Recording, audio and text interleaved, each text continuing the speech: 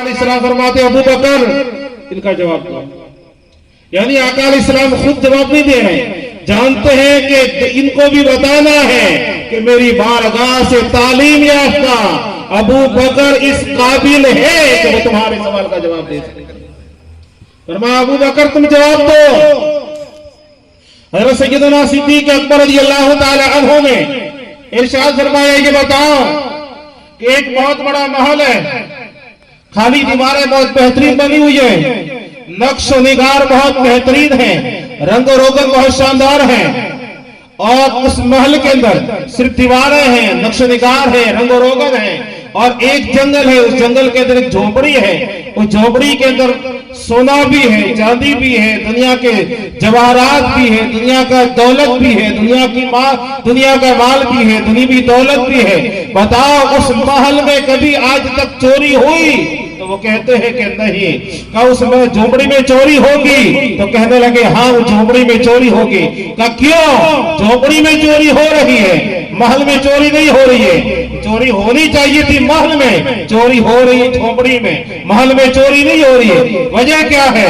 کہا اس لیے کہ محل میں صرف دیواریں ہیں، مال نہیں ہے. جھونپڑی میں دیواریں نہیں ہیں، مال ہے. چوری وہاں ہوتی ہے جہاں مال ہوتا ہے، ڈاکہ زنی وہاں ہوتی ہے جہاں مال ہوتا ہے، رہزنی وہاں ہوتی ہے جہاں مال ہوتا ہے. اور جہاں مال نہیں وہ چور جا کے کرے گا کیا؟ ڈاکو جا کے کرے گا کیا؟ تو جہاں مال نہیں ہے وہ چوری نہیں ہوتی، جہاں مال ہے وہاں چوری ہوتی. چاہے جھونپڑی ہو، چاہے محل ہو، چاہے بلڈنگ ہو، چاہے کچا مکان ہو، کیسا بھی ہو، وہاں چوری نہیں ہوتی جہاں مال نہ ہو. جہاں مال ہو وہاں چوری ہوتی ہے. آقا فرماتے ہیں کہ ہماری نمازوں میں شیطان آ جاتا ہے، وہ ہمیں بلا دیتا ہے. اس لیے اور تمہاری نماز میں، تمہاری عبادتوں میں شیطان آتا نہیں، تمہیں بلاتا نہیں، اس لیے کہ وہ جانتا ہے ہماری نمازیں رب کے یہاں قبول ہے، تمہاری نمازیں پر تو قبول ہی نہیں ہے تو آگے کرے گا کیا؟ پڑھنے دو. آج آپ دیکھ رہے ہیں وہ لمبی داڑھی والے، اونچے پاجامے والے کہتے ہیں کہ ہم تو وہابی ہیں، وہاب سے نام بنا ہے، ہم تو دیوبند سے تعلق دیوبندی ہے، فلاح ہے، یہ ہے، ہم تو حدیث کو مانتے ہیں، اہل حدیث ہیں. وہ کبھی نماز ان کی آپ مسجدوں میں جا کے دیکھیں کتنی نمازیوں کی تعداد. ہمارے یہاں دیکھیں تو 3.5 نمازیوں کی تعداد ہی نہیں سنیوں کے وہاں، اور دیوبندیوں کے اور باطل مذہب والوں کے وہاں، باطل عقیدے والوں کے وہاں جائیں مسجدیں گھڑی بڑی ہیں. وجہ کیا ہے؟ شیطان ہم کو روکتا، انہیں کیوں نہیں روکتا؟ کیا ان کے کوئی رشتہ داری شیطان سے؟ کیا شیطان سے ان کی کوئی رشتہ داری ہے؟ ہاں شیطان جانتا ہے ان کو پڑھنے دو، ان کی قبول ہو ہی نہیں رہی تو بھلے پڑھتے ہیں، 5 وقت پڑھے بھلے 10 وقت پڑھے، پڑھنے دو. اور ہماری نماز رسول اللہ کے صدقے میں مقبول ہے، اولیاء کے صدقے میں ہماری نماز مقبول ہے. اس لیے ہمیں روکتا ہے، ہمیں بہکاتا ہے. بہرحال عرض یہ کرنا ہے کہ ایمان بھی ضروری ہے، عمل بھی ضروری ہے. جنت میں جانے کے لیے ایمان بھی ہے، عمل بھی ہے. پھر کہا گیا وَقُونُوا مَعَ الصَّادِقِينَ، سچوں کے ساتھ ہو جاؤ، صالح بندوں کے ساتھ ہو جاؤ، اللہ کے ولیوں کے ساتھ ہو جاؤ، اللہ کے محبوب بندوں کے ساتھ ہو جاؤ، اللہ کے مقرب بارگاہ جو بندے ہیں ان کے ساتھ ہو جاؤ. اس میں کیا حکمت ہے؟ تو ایمان قبول ہم نے کر لیا، ایمان حضور پہ لے آئے، اللہ کی ذات پہ ایمان لے آئے، اللہ کے فرشتوں پہ ایمان لے آئے. آمنت باللہ وملائکتہ وکتبہ ورسلہ والیوم الآخر والقدر خیرہ وشرہ من اللہ تعالی والبعث بعد الموت. ہم ان پہ ایمان لے آئے. اب ایمان لانے کے بعد ہم نمازی بھی بن گئے، رمضان میں روزے بھی رکھ لیے، زکوٰۃ بھی دے رہے ہیں، صدقات بھی دے رہے ہیں، درود بھی پڑھ رہے ہیں، ہم ہر طرح کے عمل صالح کر رہے ہیں، نیک عمل کر رہے ہیں. اب اسے کرنا بھی ضروری ہے تو بچانا بھی ضروری ہے. نیک عمل کرنا بھی ضروری ہے، نیک عمل کو بچانا بھی ضروری ہے، ایمان لانا بھی ضروری ہے، اس ایمان کی حفاظت بھی ضروری ہے. تو شیطان دشمن ہے ایمان والوں کا، وہ اس ٹوہ میں ہے. کب تمہارا ایمان چھین لیا جائے, کب تمہارے عمل کو تباہ کر دیا جائے. اور ایمان کا اور مسلمان کے عمل کو تباہ و برباد کرنے کے لیے, ایمان کو چھیننے کے لیے شیطان ہر وقت طاق میں لگا رہتا ہے. ہمارے پاس اتنی قوت نہیں, ہمارے پاس اتنی طاقت نہیں ہم شیطان کا مقابلہ کر سکے. تو اب اس طاقت کی ضرورت ہے جو شیطان اور ہمارے بیچ میں آ جائے اور شیطان سے ہمارے ایمان کو بھی بچا لے, ہمارے عمل صالح کو بھی بچا لے. دونوں ضروری ہے. یہ دونوں کو بچانے کے لیے ایک محافظ بھی چاہیے. آپ نے محل بنایا بہت بہترین, اندر سونا چاندی ہیرے جواہرات سب ہے. جب آپ نے سارے سامان رکھ دیے تو اس کی حفاظت کے لیے ایک محافظ بھی چاہیے, اس کی حفاظت کے لیے محافظ بھی چاہیے.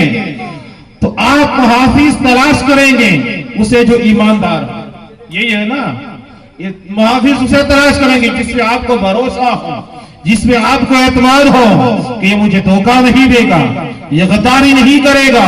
اس سے آپ محافظ تعینات کریں گے جس میں آپ کو بھروسہ ہو, مکاری نہیں کرے گا, غداری نہیں کرے گا, بے وفائی نہیں کرے گا, اور اگر چور آ جائے تو ان سے مقابلہ بھی کر سکے. بھئی ایسا ہے, آپ نے محل بنایا, مکان بنایا شاندار, اندر جواہرات بھی ہے, سونے چاندی داگینے وغیرہ سب پورے ساز و سامان آپ کا موجود ہے, سامان آپ کا موجود ہے, قیمتی سامان موجود ہے. تو آپ محافظ تعینات کریں گے. اب میں آپ سے پوچھوں کہ محافظ کسے بنائیں گے؟ دبلا پتلا آدمی ہے, دونوں پاؤں سے معذور ہے, کیا اسے محافظ بنائیں گے؟ نہیں بنائیں گے. آنکھوں سے دیکھتا نہیں ہے, کیا اسے محافظ بنائیں گے؟ کانوں سے سنتا نہیں, بہرا ہے, کیا اسے محافظ بنائیں گے؟ زبان سے بول نہیں پاتا, آواز نہیں نکلتی, کیا اسے محافظ بنائیں گے؟ ہاتھ کام نہیں کرتے, کیا اسے محافظ بنائیں گے؟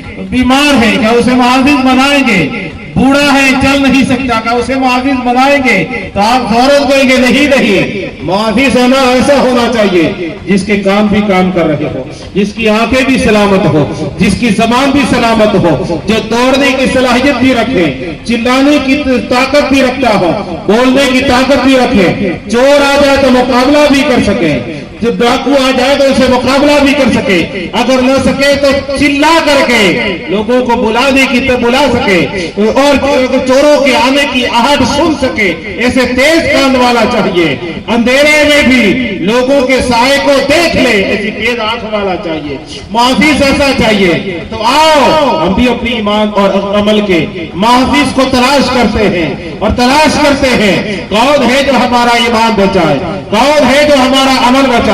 تو اب دیکھنا یہ ہوگا کہ اسے بلایا جائے جسے شیطان بھی گھبرا جائے. اب اسے محافظ تلاش کیا جائے, ایسا محافظ جو جس سے شیطان بھی گھبرا جائے, شیطان جس کے نام سے کاپتا ہو, شیطان جس کے نام سے تھراتا ہو, جس کی طاقت شیطان سے زیادہ ہو, جس کی قوت شیطان سے زیادہ ہو, جس کی صلاحیت اس دور سے زیادہ ہو, اسے تلاش کیا جائے. تو پوری دنیا میں آپ نظر ڈالیں کون ہے جو شیطان سے زیادہ سننے کی طاقت رکھتا ہے, کون ہے جو شیطان پہ بھی غالب آ جاتا ہے. تو آؤ شیطان ہی سے پوچھے کہ شیطان تو بتا, تو رب کا فرمان ہے, شیطان یہ کہتا ہے کہ اللہ کے نیک بندے جو ہیں وہ میرے قابو میں نہیں آتے, جو نیک بندے ہیں محبوب بارگاہ ہیں, مقبول بارگاہ ہیں, وہ میرے کنٹرول میں نہیں آتے, وہ میرے قبضے میں نہیں آتے.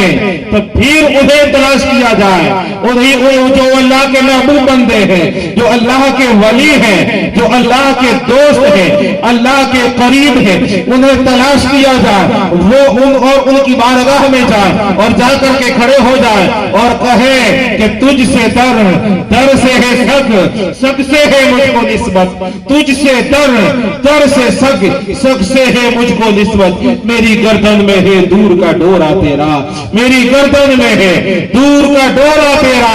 اور پھر یوں کہے اس نشانی کے جو سگ ہے نہیں مارے جاتے, اس نشانی کے جو سگ ہے نہیں مارے جاتے, میری گردن میں رہے دور کا ڈورا.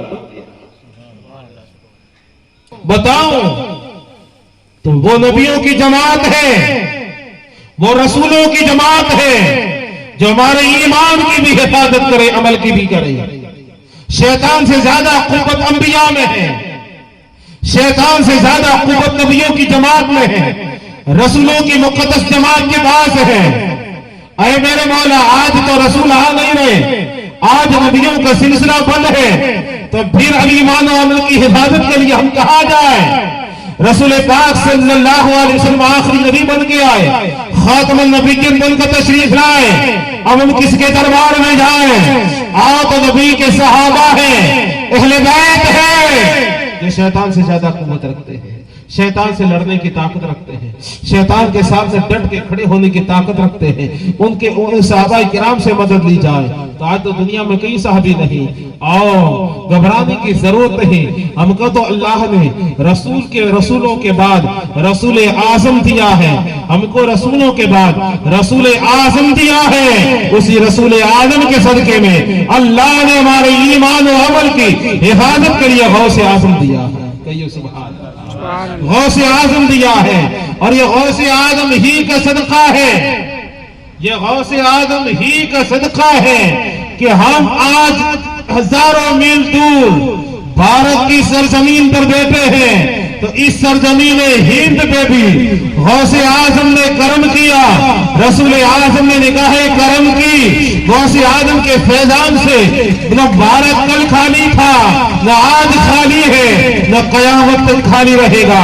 غوث اعظم رحمت اللہ تعالی علیہ نے کہیں غریب نواز عطا کیا ہے، تو کہیں ولی الدین قطب المدار دیے ہیں، تو کہیں معین الدین اجمیری دیے ہیں، تو کہیں خواجہ قطب الدین مختیار کاکی دیے ہیں، حضرت خواجہ نظام الدین محبوب الہی دیے ہیں، اور ہم کو بھارت والوں کو مخدوم اشرف جہانگیر سمنانی جیسی عظیم ذات دی ہے، حضرت مخدوم علاؤالدین مولوی جیسی عظیم بابرکت ذات دی ہے، بندہ نواز گیس الدراز جیسی عظیم ہستی دی ہے، اور ہم غلاموں کی حفاظت کے لیے کہیں قطب محمود شاہ سہروردی قطب کارنٹا جیسی عظیم مبلغ دیے ہیں، تو کہیں حضرت خواجہ محمود دریائی دلہ جیسا عظیم صوفی عطا کیا ہے، تو کہیں سید میرا علی داتار جیسا عظیم مجاہد دیا ہے، تو کہیں شاہ عالم جیسا عابد و شمسندہ دار دیا ہے، تو کہیں قطب عالم جیسا قطب دیا ہے، تو ہم کو حاجی علی جیسا مجاہد دیا ہے، ہم کو حضرت علی شاہ قلندر جیسا عظیم قلندر دیا ہے، تو جس کے جو سینے میں رسول اللہ کی دیوانگی میں درخنے کے لیے میوار کا تاجدار عبد الرزاق دیوان شاہ دیے۔ ہم کو اللہ نے کبھی خالی نہیں رکھا ہے۔ غوث اعظم کے فیضان آج بھی، کبھی آپ اجمیر جائے تو غوث اعظم کا فیضان ہے، قباسن جائے تو اجمیر غوث اعظم کا فیضان ہے، بریلی جائے غوث اعظم کا فیضان ہے، کچوچا جائے غوث اعظم کا فیضان ہے، آپ مرحلہ جائے، کالپی جائے، کارنٹا جائے، دریائے دولہ جائے، میرا داتار جائے، شاہ عالم قطب عالم جائے، آپ کسی بھی ولی کے دربار میں جائے، بابا تاج الدین ناگپوری کی بارگاہ میں جائے، حاجی علی کے وہاں بمبئی میں جائے، حضرت مخدوم جلال الدین جہانگیر جاگشت کے دربار میں جائے، آپ دہلی کے بائیس خاجگان کی چوکھٹ پہ جائے، کسی بھی ولی کی مزار پہ جائے، ہر مزار پہ فیضان غوث اعظم کا، ہر جگہ سے کرم غوث اعظم کا ہے، فیضان غوث اعظم کا ہے، کیونکہ ہر ولی غوث اعظم رحمت اللہ تعالی علیہ کی عطا سے ولی بنا۔ ولایت غوث اعظم سے تقسیم کی جاتی ہے، اور یہ اولیاء اتنے مقدس جماعت ہے، ایمان بھی اللہ سے دعا کر کے، اللہ سے مانگ کے ایمان بھی عطا فرماتے ہیں۔ آؤ میں بتاؤں، حضرت امام قشیری رحمت اللہ علیہ فرماتے ہیں، حضرت منصور بن عمار رحمت اللہ علیہ کے زمانے میں ایک شرابی تھا، اور اس کے چند دوست تھے، وہ بھی سارے شرابی تھے، سارے شرابی تھے۔ ہم شرابیوں کے خلاف کتنی ہی تقریریں کریں، ایک بھی توبہ نہیں کرتا ہے، اور ولی ایک نظر ڈال دے ہزاروں شرابی توبہ کر لیتے۔ یہ اولیاء کی نظر میں اور ہماری باتوں میں فرق ہے، کیونکہ ہم صرف باتیں کرتے ہیں، وہ باتیں نہیں کرتے، وہ اللہ سے مانگتے ہیں، عطا کرتے ہیں۔ بہرحال وہ شرابی تھا، اس کے دوست تھے، ایک دن اس کے دوست آ کے بیٹھے، میٹنگ جمی بیٹھے، تو بازار سے کوئی چیز منگوائی، 4 درہم اپنے نوکر غلام کو دیے، اور اسے اس شرابی نے کہا جا کے بازار سے فلاں چیز لے کے آ جا، سامان لے کے آ جا، ناشتے وغیرہ کا، وہ 4 درہم لے کے چلا. راستے میں حضرت منصور بن عمار رحمت اللہ علیہ کا مکان تھا. حضرت منصور بن عمار رحمت اللہ علیہ کے مکان کے آگے سے گزرے. جب وہ غلام گزرا تو حضرت منصور بن عمار رحمت اللہ تعالی علیہ گھر کے دروازے پہ کھڑے ہیں اور ایک یتیم کے لیے مدد مانگ رہے تھے. کوئی یتیم کی مدد کر دو، کوئی یتیم کی مدد کر دو. تو اس نے وہ بھی قریب گیا، جا کے کہا کیا مدد چاہتے حضرت؟ تو آپ نے ارشاد فرمایا 4 درہم دے دو، 4 دعائیں لے لو. سبحان اللہ. 4 درہم دے دو، 4 دعائیں، 4 درہم دے دو، 4 دعائیں لے لو. اس کے بعد 4 ہی درہم تھے. اس کے بعد 4 ہی درہم تھے. 4 درہم دے دو، 4 دعائیں لے لو. یتیم کے کام آ جائیں گے تمہارے لیے، 4 دعائیں ہو جائے گی. غلام نے عرض کیا حضور یہ رکھے 4 درہم، 4 دعائیں دیں. تو آپ فرماتے پسند کی لے لو، جو چاہے وہ دعا کروا لو. سبحان اللہ. جو چاہے وہ دعا کروا دو. تو اس نے عرض کی تو حضور پہلی دعا تو یہ کر دیجئے کہ میں نے 4 درہم دیے ہیں، اللہ مجھے اس کا ڈبل یعنی 8 درہم عطا کروا دے. کہیے سبحان اللہ. لوگ وہاں بھی یہی تلاش کرتے ہیں کہ ہم کو ڈبل مل جائے. وہ دلی والا وہاں کے بیچ میں بھول نہ جائے، اس لیے چلو اس کو پورا کرتے ہیں. کیا کہا کہ میں نے 4 دیے، اللہ سے دعا کرے کہ اللہ مجھے ڈبل دے دے. آپ نے دعا فرما دی مولا اسے دونا عطا فرما دے. دعا قبول ہوئی. اس کے ہاتھ میں اس وقت نہیں آئے. بہرحال آپ نے دعا کری. حضرت منصور بن عمار علیہ رحمٰن نے پھر فرمایا اب دوسری کیا دعا کا چاہتا ہے؟ کہ دوسری دعا یہ چاہتا ہوں کہ اللہ سے دعا کرے میرا مالک مجھے آزاد کر دے، غلامی سے مجھے آزادی مل جائے. تو آپ نے دعا کی مولا اسے آزادی عطا فرما. کہ تیسرا کیا چیز مانگتا ہے؟ کہ یہ مانگتا ہوں کہ یہاں جتنے بھی ابھی لوگ حاضر ہیں آپ کی مجلس میں، اللہ تعالیٰ سب کو بخش دے. اللہ تعالیٰ سب کی بخشش فرما دے. آپ نے دعا فرما دی مولا ہم سب کی بخشش فرما. پھر کہا اب چوتھی دعا کیا مانگتا ہے؟ کہ جس کا میں غلام ہوں نا، میرے آقا ہے وہ شرابی ہے، یا حضرت منصور اللہ کے ولی وہ شرابی ہے. اب دعا فرمائے کہ اللہ تعالیٰ اسے توبہ کی توفیق عطا فرما دے، شراب سے توبہ فرما دے. اب تو سبحان اللہ کہو یار، سبحان اللہ. یہ بھی کہنا پڑے گا. ہاں تو کہا میرا مالک میرا آقا شراب سے توبہ کر لیں. آپ نے دعا فرما دی. اب وہ چلا جا وہاں سے، کیونکہ وہ جا رہا تھا بازار سامان دینے. درہم تو دے دی، اب تھے نہیں جاتا کہ واپس آ گیا. لیکن آنے میں تاخیر ہوگی، وہ ٹائم لگ گیا، وقت لگ گیا. جب ٹائم کافی لگا واپس آیا تو اس کے آقا نے پوچھا اتنی دیر کیا لگا دی؟ کہا بات پہلے سن لے. کہا بتائے کیا بات ہے؟ کہاں ٹائم لگا دیا اتنا، کہاں اتنا وقت لگا دیا؟ آپ نے اس غلام نے کہا کہ میری راستے میں ملاقات حضرت منصور بن عمار سے ہو گئی تھی رضی اللہ تعالیٰ عنہ. ان سے ملاقات ہو گئی. تو کہا ان سے ملاقات کر کے کیا فائدہ ملا؟ کہا وہ ایک یتیم بچے کے لیے مدد مانگ رہے تھے 4 درہم، میں نے وہ دے دیے. اور کہہ رہے تھے وہ 4 درہم دے دو، 4 دعائیں لے لو. کہا تو نے لے لی؟ کہا ہاں لے لی. کہا بتا کیا لی دعائیں؟ 4 درہم دے دو، 4 دعائیں لے لو. 4 درہم دے کے 4 دعائیں کیا لی؟ تو وہ غلام کہنے لگا پہلی تو یہ لی کہ میرے پروردگار جتنا میں نے دیا ہے اس کا ڈبل مجھے عطا فرما دے. کیونکہ دعا کی انہوں نے. فرمایا اس غلام نے کہا ہاں انہوں نے دعا کی اللہ اسے ڈبل عطا فرما. اس نے جیب میں ہاتھ ڈالا، 8 درہم نکالے اس کی ہاتھ میں رکھ دیے. کہ اللہ نے پہلی دعا قبول فرما لی، پہلی دعا اللہ نے قبول فرما دی. آپ سوچ رہے ہیں کہ آج بھی ایسا ہو جائے، آج بھی ایسا ہو جائے. شاید آصف کر دے تو مجھے نہیں آتا ہے. بہرحال 8 درہم جیب سے نکالے ہاتھ میں رکھ دیے. کہ پہلی دعا قبول ہوگی بتا. دوسری دعا کیا تھی؟ کہ دوسری دعا یہ کروائی کہ مولا مجھے آزادی دے دے. تو کہا جا میں نے تجھے آزاد کیا، یہ تیری دوسری دعا بھی قبول ہو گئی. کہ تیسری دعا کیا تھی؟ کہ تیسری دعا یہ ہے کہ اللہ میرے مالک کو، میرے آقا کو شراب سے توبہ کی توفیق دے دے. تو فوراً سجدے میں گر پڑا، کہنے لگا میرے مولا میں سچے دل سے تیری بارگاہ میں توبہ کرتا ہوں کہ آج کے بعد شراب کو ہاتھ تک نہیں لگاؤں گا. کہیے سبحان اللہ. یہ ہے اولیاء کی دعا ہے، یہ ہے ولیوں کا کرم. آج کے بعد میں شراب کو ہاتھ تک نہیں لگاؤں گا. شراب سے توبہ ہوگی, ڈبل درہم بھی 8 مل گئی 4 کے, غلامی سے آزادی بھی مل گئی. اب چوتھی دعا کیا تھی وہ بتا.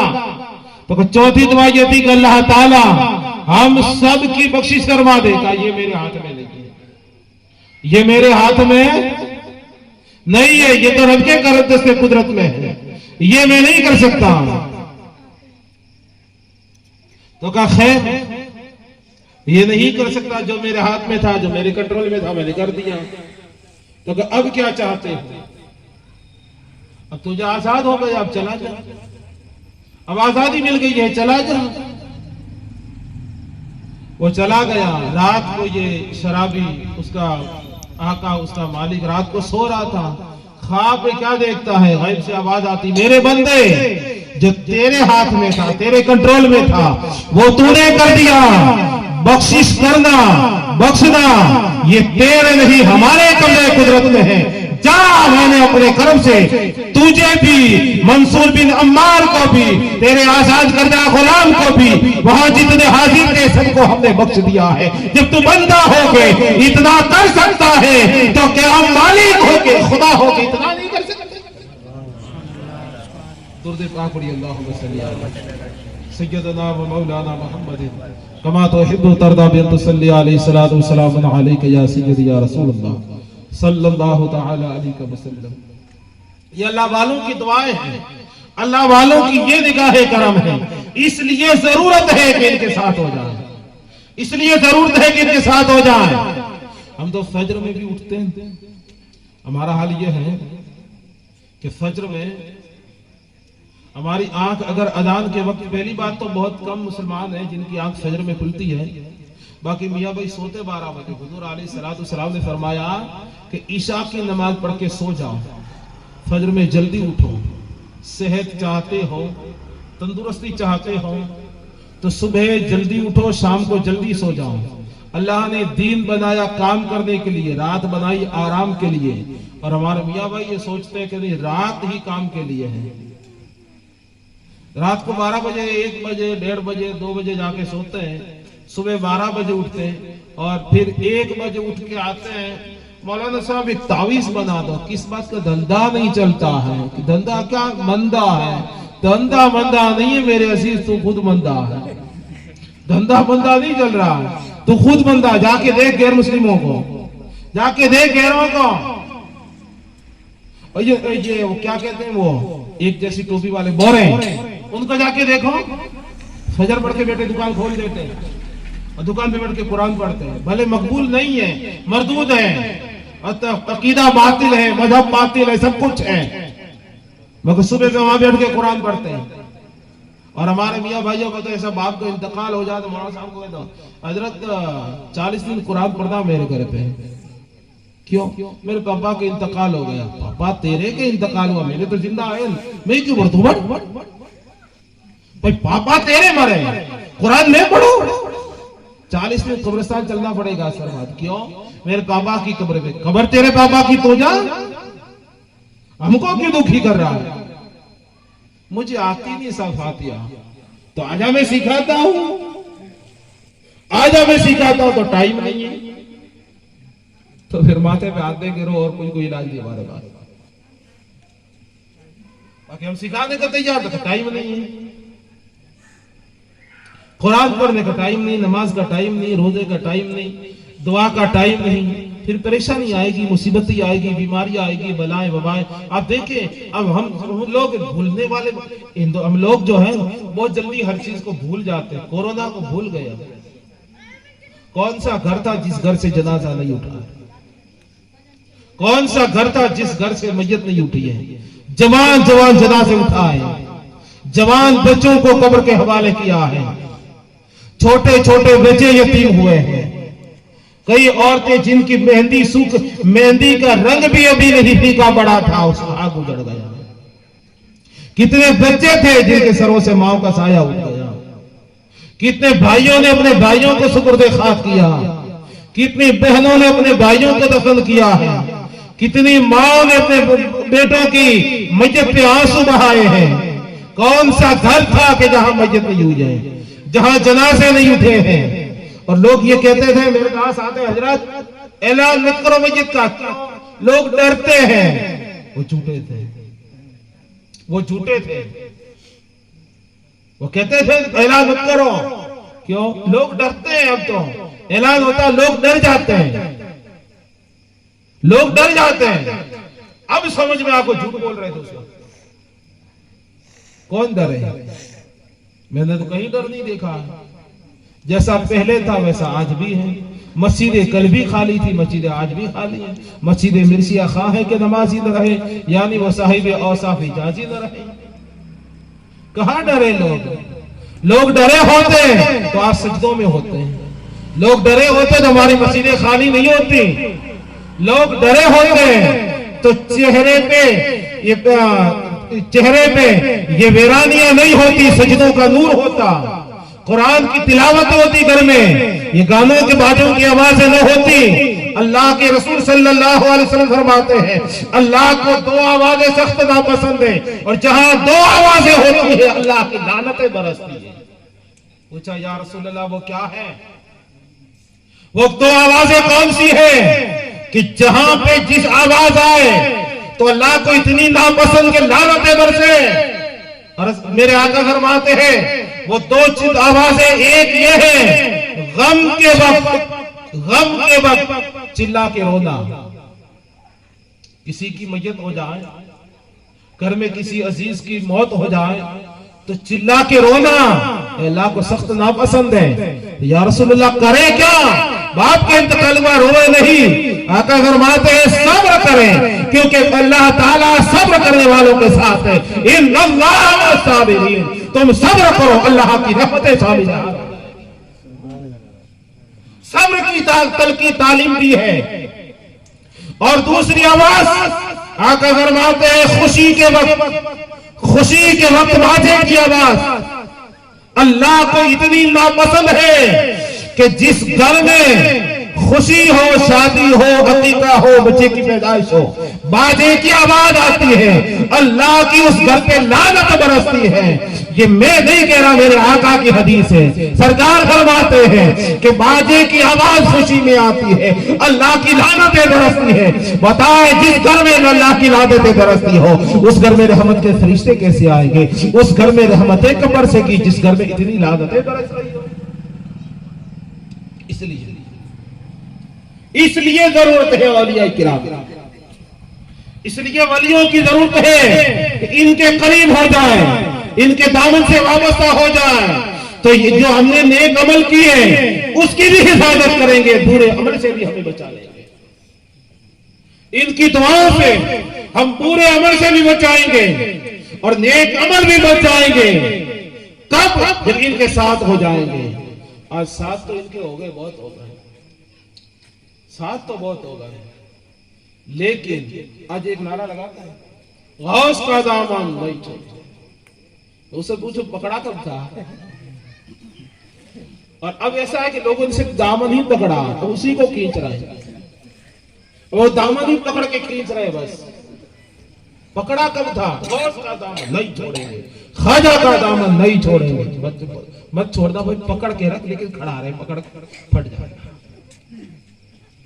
وہی دامن پکڑا ہوا ہے، دامن میں جو تھا اس کو تو کھکیر دیا ہے، جھٹک دیا ہوا، خالی دامن پکڑا ہوا ہے، یہ حال ہے۔ اسی دامن کے اندر سنتیں بھی تھی، اسی دامن میں نماز بھی تھی، اسی دامن میں داڑیاں بھی تھی، اسی دامن میں نیک عمل بھی تھے، ماں باپ کی فرما برداری بھی تھی، اسی دامن کے اندر ماں باپ کی فرما برداری بھی تھی، سنتوں بے عمل بھی تھا، اولاد کی نیک تربیت بھی تھی، ہزاروں نے کیا تھی، وہ تو ہے نہیں، پکڑ کے بیٹھ گئے۔ درود پاک پڑھیے صلی اللہ علیہ نبی وآلہ صلی اللہ علیہ وسلم، صلاۃ و سلام علیک یا رسول اللہ، صلاۃ و سلام علیک یا حبیب اللہ صلی اللہ تعالی علیہ وسلم۔ تو صرف دامن ہے ہمارے پاس۔ بہرحال تو میں عرض یہ کر رہا تھا کہ اولیاء کرام کا ساتھ اس لیے ضروری ہے تاکہ عمل بھی ہو اور ایمان بھی ہو، ان دونوں کی حفاظت بھی ہو جائے۔ یہ ہمارے ایمان کے محافظ ہیں، یہ ہمارے عمل کے محافظ ہیں۔ ہمیں عمل میں چاہنا ہے تو اولیاء کرام کا دامن پکڑنا ہوگا۔ کس طریقے سے؟ آپ اجمیر شریف ہم جاتے ہیں، اجمیر شریف جاتے ہیں نہیں جاتے؟ آپ نہیں بولو گے؟ جاتے ہیں، جاتے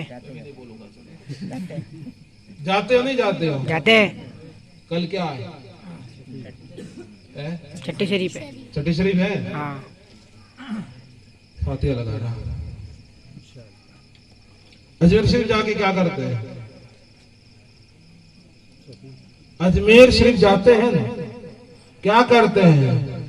بولو گے ٹوپی خرید کے لاتے ہیں، یہ کرتے ہیں۔ اجمیر شریف سے ٹوپی خرید کے لاتے ہیں، یا پھر وہ سون حلوہ بڑا پیارا ملتا ہوا، اجمیر شریف سے ٹوپی لایا، اجمیر شریف سے گیا تھا ابھی تو، اور کیا لایا؟ سون حلوہ لے کے آیا 1 کلو، میری چھوری کو بھیجا، نواسی کو وہاں فلان، یہ وہ بس یہ ہے اجمیر شریف گئے تھے۔ اور کیا لایا؟ اور یہ جبہ جو ہے کرتا وہاں اجمیر شریف سے لایا تھا۔ اور بہت سے لوگ جاتے لنگی لے کے آتے وہاں سے۔ بہرحال اجمیر شریف سے آپ گئے، ٹوپی لے کے، اچھی بات ہے، تاکہ مسجد کی ٹوپی میلے نہیں ہوگی، اچھا کہ آپ لے کے آئے دو۔ لوگ مسجد میں بھی آتے ہیں تو مسجد میں ٹوپیاں مسجد کی ڈھونڈتے ہیں، گھر میں ٹوپی بھی دلاتے ہیں۔ اور اب تو آپ نے دیکھا ہوگا، اپنے یہاں نہیں ہے، ڈوگر پور میں شاید نہیں ہے، یا ہو تو مجھے نہیں معلوم، باقی کئی جگہ پہ آپ جہاں مسجد میں جا کے دیکھیں تو مسجد کے اندر پانی کی جو لگی ہوتی ہے، فریج کیا کہتے ہیں اسے، وہ اس میں 2-4 گلاس ہوتے ہیں، لیکن ان گلاسوں کو زنجیروں سے باندھا ہوا ہوتا ہے۔ میں نے ایک جگہ ایک صدر صاحب سے پوچھ لیا، صدر صاحب یہ گلاس بدماش ہے؟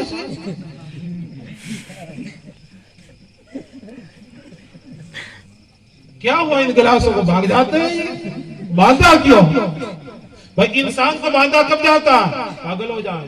آپ جا کے دیکھیں ہمارے قریب سانچور میں حضرت مخدوم سیدنا دادا احمد شاہ رضی اللہ تعالیٰ عنہ کے مزار شریف، اب تو نہیں ہے، پہلے پاگل باندھے جاتے تھے، پاگل وہاں باندھا جاتا ہے، تو باندھا اسے جائے تو پاگل ہو، باندھا اسے جائے تو بدماش ہو، پتھر مارتا ہو۔ اس گلاس کو کیوں باندھا؟ اس گلاس کو کیوں باندھا؟ کہ یہ پاگل ہو گیا ہے، کسی کو پتھر مار رہا ہے، مار اسے باندھا کیوں؟ تو کہ صاحب لوگ لے کے چلے جاتے، کون آتا؟ کون ہے؟ یہ آتے نمازی ہیں، یا آتے وہ ہیں جو قرآن پڑھتے ہیں، یا آتے وہ ہیں جو نماز پڑھتے ہیں۔ جو نمازی ہی تو مسجد میں آتے ہیں، باقی تو بیل ہی آتے ہیں۔ آیا تھا تیلی کا بیل، ہمارا تو تیلی نے کہا صاحب میں سمجھدار تھا، کبھی نہیں آیا ہم کی مسجد میں، یہ نہ سمجھتا بیچارہ آ گیا۔ تو نمازی ہی آتے ہیں، نمازی ہی آتے ہیں، ایمان والے آتے ہیں مسجد میں، وہ آتے ہیں جنہوں نے مسجد بنائی ہے، جو نبی کے غلام ہیں، اللہ کے وفادار بندے ہیں۔ تو کیا وہ گلاس لے کے چلے جاتے ہیں؟ مطلب کہتا یہ چلا کہ نمازیوں پر بھی یہ بھروسہ نہیں رہا، گلاس باندھنے پڑ جاتے ہیں۔ جب 5-10 روپے کا گلاس باندھنا پڑتا ہے تو بتاؤ اگر کوئی چاندی کا گلاس میں رکھے گا؟ اب حالات یہ ہے۔ تو ایک بات آئی تھی بیچ میں کہہ دی، تو مسجد میں بھی جائے گلاس بندے ہوئے ملتے ہیں، کیونکہ اب ہم پہ بھروسہ نہیں رہا لوگوں کو۔ اجمیر شریف گئے، آپ بھی جاتے ہیں، میں بھی جاتا ہوں الحمدللہ۔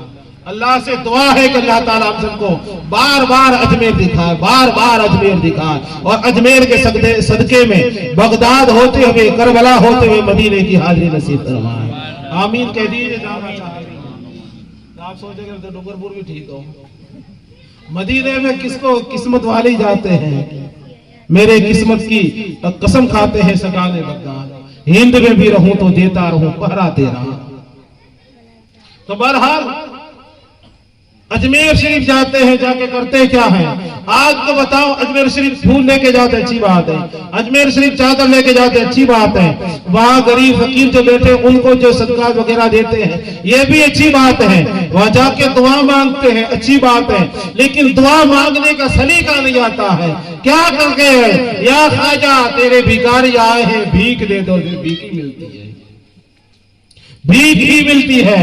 ارے غریب نواز کے دربار میں جائے، چاہے غوث العظم کے دربار میں جائے، امام حسین کی مزار پہ جائے، مارہارا جائے، جا کے چھوچھا بریلی جائے، ولی کے دربار میں بھیک مانگنے نہیں، وہ ولی کا جو پسند کا کام ہے ان کی پسند کا کام کر کے جائیں اور کہے جا کے یا غریب نواز، آپ نماز کا پیغام لے کے آئے تھے، میں نماز پڑھ کے آیا ہوں، اب اس کا انعام لے دے آیا ہوں۔ آپ نے فرمایا تھا غریبوں کی مدد کرو، میں غریبوں کی مدد کر کے آیا ہوں، اب میں اس کا انعام چاہتا ہوں۔ آپ نے جو بتایا تھا اس میں عمل کر کے آیا ہوں، اب آپ مجھے انعام دے دے تو انعام کے قابل بن کے جائے، انشاءاللہ انعام ملے گا۔ اور انعام میں کیا ملتا ہے؟ انعام میں کیا دیتے ہیں میرے خواجہ؟ یا بغداد کے تاجدار غوث اعظم کیا دیتے ہیں؟ تو بتاؤ، اجمیر غریب نواز اجمیر کے سلطان انعام میں صوفی حمید الدین ناگوری کو ولایت عطا کرتے ہیں، قطب الدین بختیار گاجی کو اختیار عطا کرتے ہیں، نظام الدین محبوب الہی کو اولیاء کا سلطان بناتے ہیں، مخدوم اشرف جہانگیر سمنانی کو تاریخ السلطنت بناتے ہیں، حضرت مولا فرید گنج شکر رضی اللہ تعالیٰ عنہ کو اللہ تک پہنچا دیتے ہیں۔ دیتے انعام کیا ملتا ہے؟ انعام میں وہاں سے ولایت ملتی ہے، انعام میں وہاں سے اللہ کا قرب ملتا ہے، انعام میں وہاں سے اللہ کی محبوبیت ملتی ہے، انعام میں وہاں سے ولایت تقسیم کی جاتی ہے، انعام میں مومن کامل بنایا جاتا ہے۔ وہاں سے وہاں کا انعام ایسا ہے کہ کسی کو قطب الدین بنایا، کسی کو نظام الدین، کسی کو علاء الدین تو کسی کو مخدوم اشرف تو کسی کو بندہ نواز کے سلطراز، کسی کو تاج الدین، کسی کو فرید الدین۔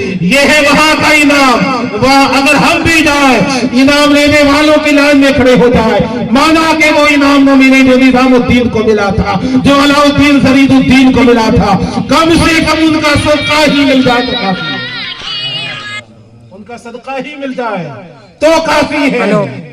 اور ان کا صدقہ جن کو ملا دنیا آج بھی انہیں یاد کرتی ہے۔ آج کتنی تاریخ ہے اسلامی؟ یہ بول گئے 5 تاریخ تھی، کل 4 تھی۔ آپ کو یاد ہے 4 ربیع الاخر کو کیا ہوا تھا؟ دنیا جلدی بھول جاتی ہے، ہم نہیں بھول رہے۔ ایک عاشق رسول کا یوم وصال تھا، اس عاشق کا جس نے پوری دنیا کو لبیک یا رسول اللہ کا نعرہ دیا، اس عاشق رسول کا جس کے پاس پاؤں نہیں تھے مگر چلنے والوں سے زیادہ کام کر گیا، عشق رسول کی شمع جلا گیا، اور ایسا عشق رسول عطا کیا کہ صرف جس شہر میں تھا وہ شہر نہیں، جس ملک میں تھا وہ ملک نہیں، پوری دنیا کو لبیک یا رسول اللہ کے نعرے کی گرمی عطا کر دی۔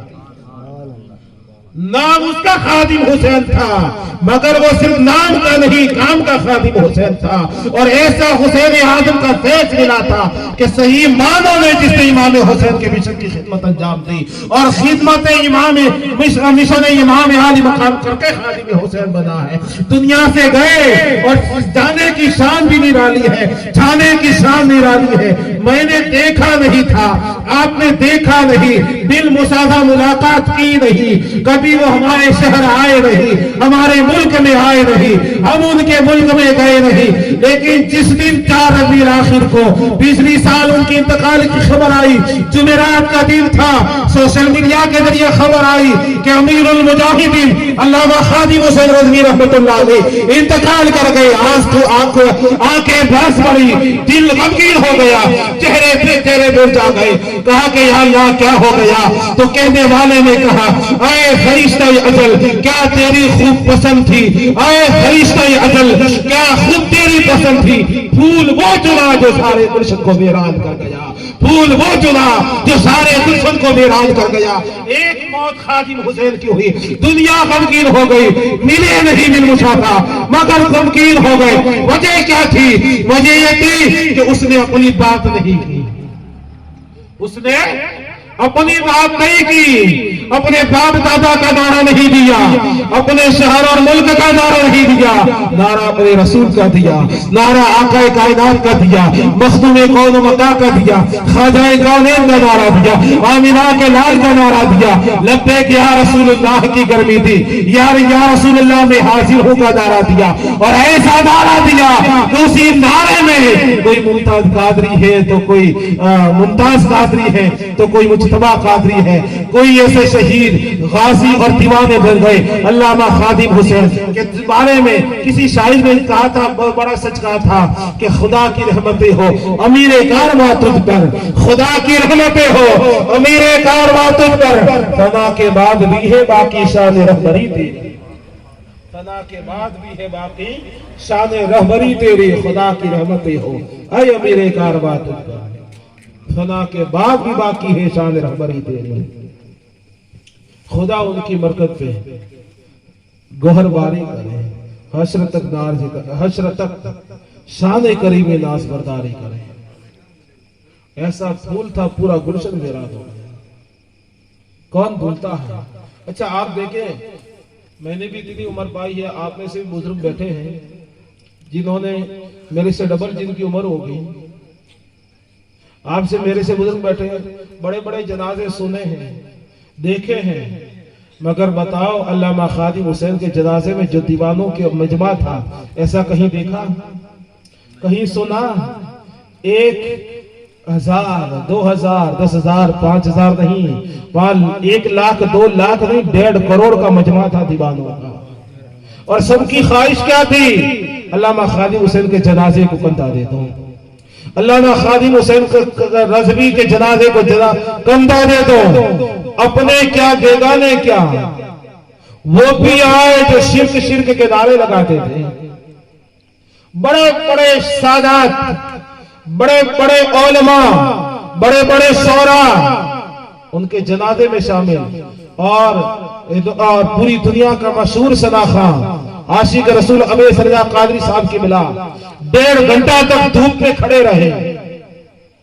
جو اے سی میں چلتا ہے وہ آدمی 1.5 گھنٹے دھوپ میں کھڑے رہے جنازے کے انتظار میں۔ 1.5 کروڑ کے مجمع نے آپ کی نماز جنازہ پڑھے، اور سب کی آنکھوں میں آنسو، خانقاہوں کے سادات بھی سارے اختلافات بھلا کے علامہ خادم حسین کے جنازے میں شامل تھے۔ کارن کیا تھا؟ میں آپ کو صرف ایک جھلک بتاؤں، اجازت ہے؟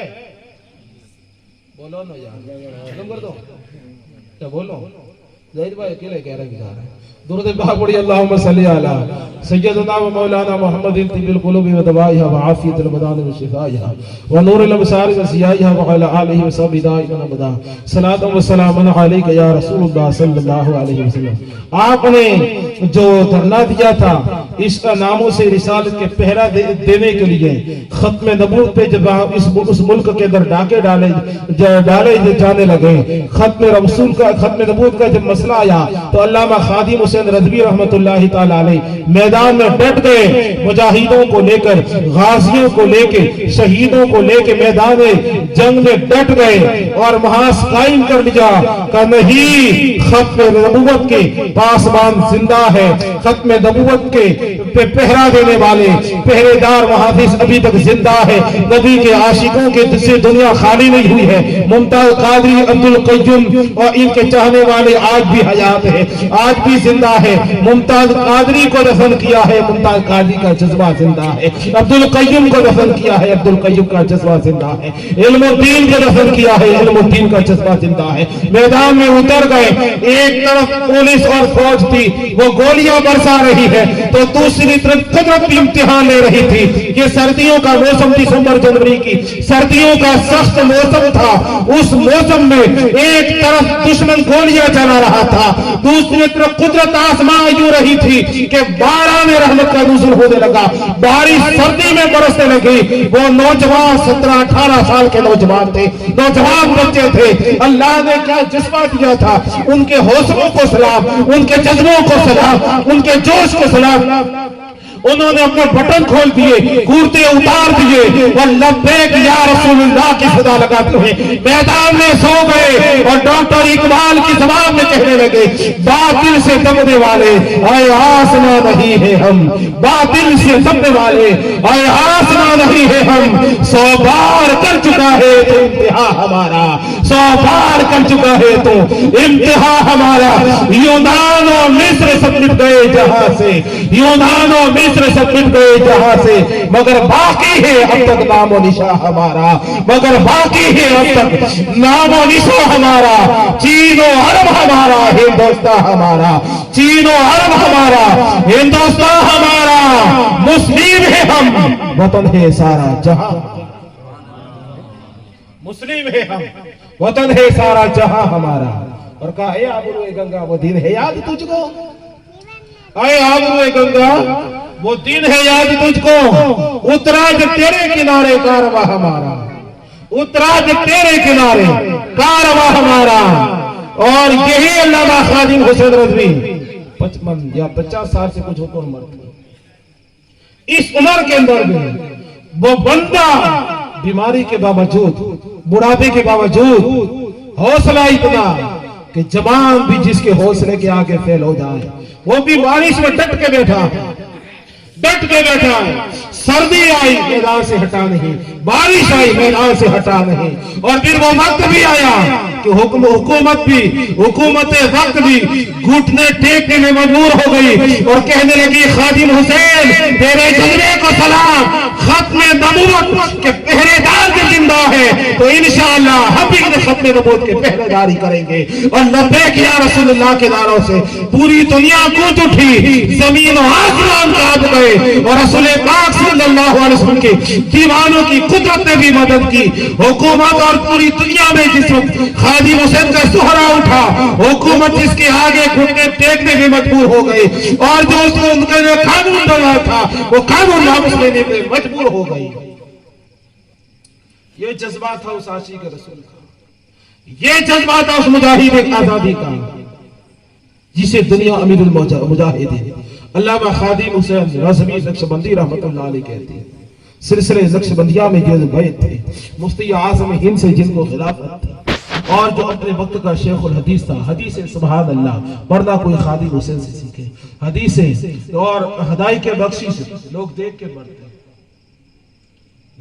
کے بڑھتے ہیں 4 نعتیں یاد کرتے نعت خواہ بن جاتے ہیں لیکن علامہ خادم حسین رضوی رحمت اللہ علیہ ہدائی کے بخشش کے بھی حافظ تھے اعلیٰ حضرت کے شعر کو کون کیا سمجھے خادم حسین نے سمجھا اعلیٰ حضرت کی تحریروں کو جو کوئی پڑھنے کی ہمت نہیں کر سکا جو ہمت نہیں جٹا سکا پڑھنے کی ان کی تحریروں کو خادم حسین نے پڑھ کے سنا دیا پڑھ کے سنا بھی دیا اور اس پہ عمل کر کے بھی دکھا دیا کہ یہ ہے مسلک اعلیٰ حضرت یہ ہے مسلک اعلیٰ حضرت صلح کلیت کا لیبل لوگوں کے گلے میں لٹکانے سے مسلک اعلیٰ حضرت نہیں بچتا ہے خادم حسین رضوی کا جذبہ چاہیے علامہ خادم حسین رضوی کا جذبہ ہو یہ ہے مسلک اعلیٰ حضرت کہ مسلک ختم نبوت کے جب بات آ جائے تو میدان میں ڈٹ جائے لوگ بیک رہے تھے اس زمانے میں خادم حسین نے بتا دیا ہے کہ امام محمد رضا کا جذبہ کیا تھا جب یہ غلام کا جذبہ ہے خادم حسین کا جذبہ ہے تو حسین اعظم کا جذبہ کیسا رہا ہوگا بہرحال بات چلی تھی ایمان عمل اور سچوں کے ساتھ کی تو ایمان اور عمل کو بچانے کے لیے سچوں کا ساتھ ضروری ہے ان کا ساتھ چھوڑ دیا نہ عمل بچے گا نہ ایمان بچے گا ان کا ساتھ کیسے ملے گا ان کا ساتھ کیسے ملے گا تو قرآن کریم میں اب وقت تو اتنا نہیں ہے کہ میں آپ کو پورا واقعہ اور پوری سورت کی تفسیر بتاؤں اشارہ کر دو خدا توفیق دے تو پڑھ لینا باقی کئی جگہوں پہ عرض کر چکا ہوں سورت پڑھ کر کے سنا چکا ہوں اس لیے وہ وقت نہیں ہے اصحاب کہف اشارہ کر رہا ہوں صرف اصحاب کہف واقعہ کئی بار سنا ہوگا یہ 7 تھے اللہ والے دقیانوس کے زمانے میں لوگ آج کہتے ہیں اب بلکہ ہم کہتے ہیں کہ پردے میں عورتوں کو رکھو تو میڈیا کیا چلاتا ہے یہ دقیانوسی سوچ ہے یہی ہوتا ہے دقیانوسی سوچ ہے کہ اس کو پوچھو دقیانوسی کی سوچ کیا ہوتی ہے کس کو کہتے ہیں دقیانوس یہ ننگے ہو کر پھرے یہ دقیانوسی سوچ نہیں ہے یہ کھلے بال کر کے گھومتی رہے یہ دقیانوسی سوچ نہیں ہے بدن کو چھپا دے تو دقیانوسی سوچ ہے اگر برقع پہن لے تو دقیانوسی سوچ ہے گھروں میں رہے تو دقیانوسی سوچ ہے لعنت ایسی میڈیا پر. بہرحال بات ادھر نہ نکل جائے. تو میں عرض یہ کر رہا تھا اصحاب کہف دقیانوس بادشاہ سے ایمان کو بچانے کے لیے رات کو اپنے شہر سے نکلے. واقعہ لمبا صرف میں آپ کو اشارہ کر رہا ہوں. اپنے شہر سے نکلے, جب شہر سے باہر نکلے تو پیچھے مڑ کے دیکھا تو پیچھے پیچھے کتا آ رہا تھا. کیا آ رہا تھا؟ بولو نا. دیکھا ہے کہ بھی دکھاؤ. کتا آ رہا تھا پیچھے. جب کتا پیچھے پیچھے آ رہا تھا تو انہوں نے پتھر اٹھایا, کتے کو مارا.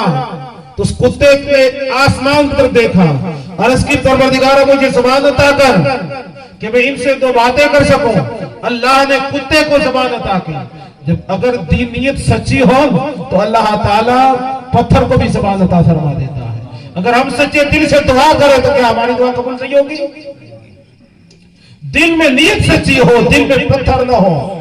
اپنے بھائیوں کے تعلق سے کھوٹ بھری ہوئی ہے. اپنے بھائیوں کے تعلق سے دل میں پتھر بھرے ہوئے ہیں. پھر کہتے ہیں دعا قبول نہیں ہوگی. ہوگی کہاں سے؟ دل ساز کر لیں. بہرحال اسے دعا کی تو اللہ نے اس کو زبان عطا فرمائی.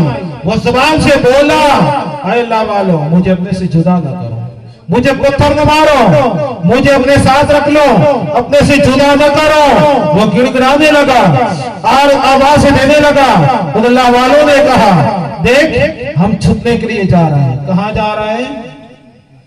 چھپنے کے لیے جا رہے ہیں. ہم چھپنے کے لیے جا رہے ہیں.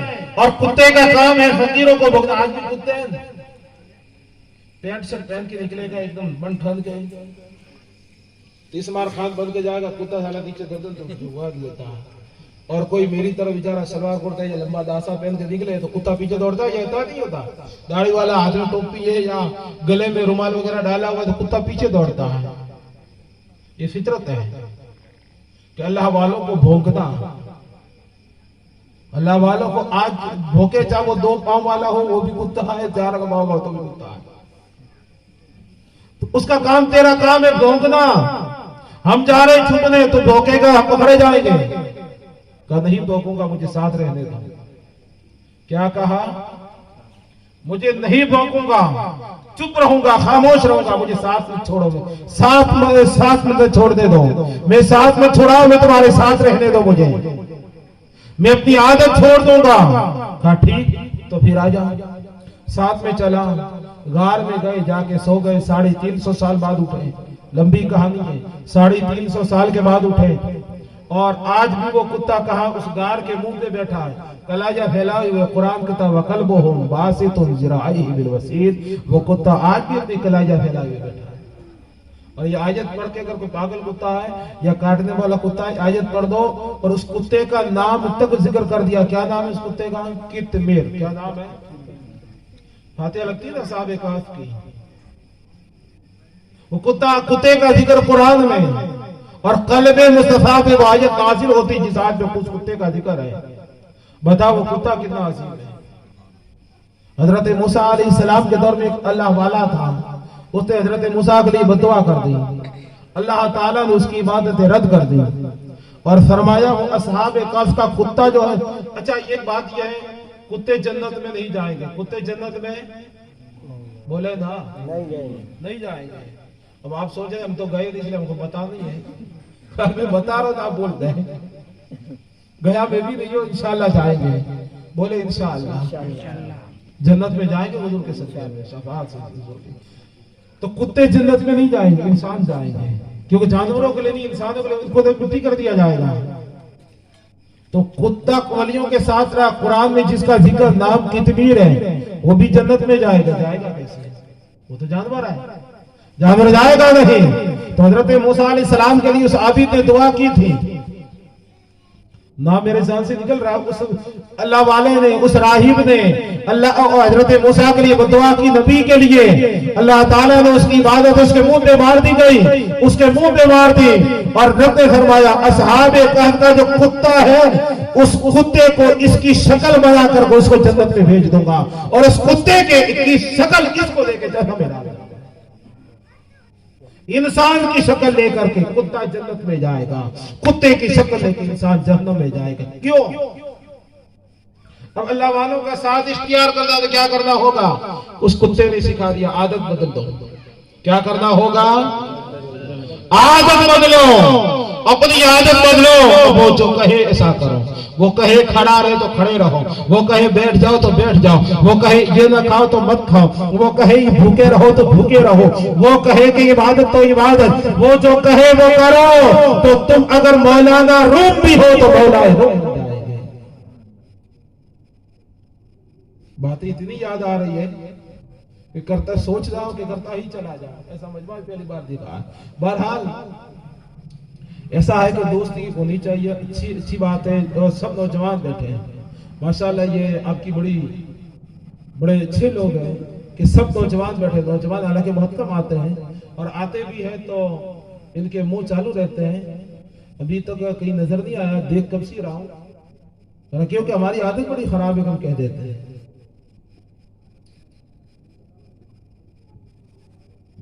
تو یہ عادتیں بڑی خراب ہیں. اور نوجوان آج بیٹھے ہیں, بڑے خاموشی سے بیٹھے ہیں. پیچھے نادخواہ بیٹھے, وہ بھی سوچ رہے ہوں گے کہ کب ہماری باری آئے. بہرحال آپ کی آنے والی ہے.